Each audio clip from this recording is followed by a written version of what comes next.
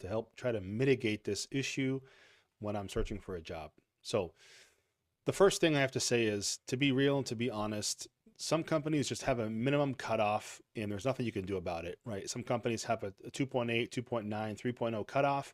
No amount of side projects or networking or creativity or strategies are going to help you get around that. You just have to have that minimum. If you don't, you're out of luck, right? So we're talking about cases where you're below that cutoff, but where you have a low GPA, but they don't have that hard cutoff. So strategy number one is tell your transition story, right? So for most American students, I think a lot of people experience that high school here is pretty easy compared to other countries, and we struggle to transition into college.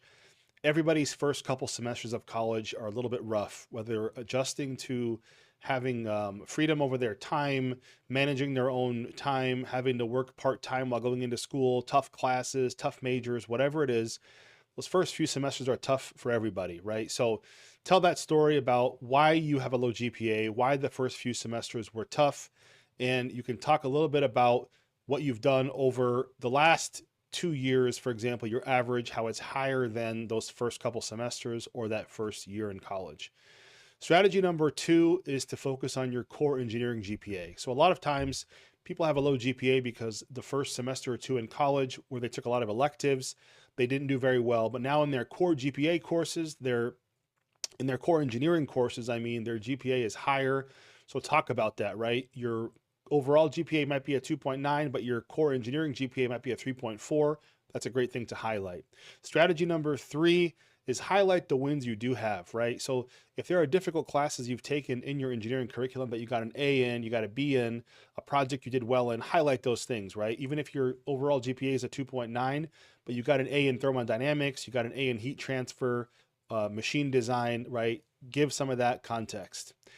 And the fourth and final strategy is try to get in front of human beings, right? So the system that filters your resume out, the ATS system that filters you out, and the AI that looks at your resume, it might just look at that GPA and flag you.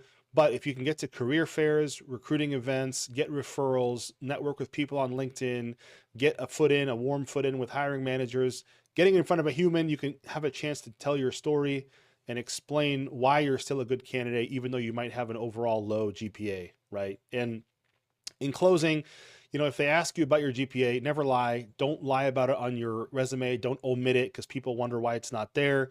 If they ask you about it in person, just own it. Talk about what state what it is and use the four strategies I mentioned to help kind of close the gap and make you stand out a little bit better as a candidate, regardless of that low GPA.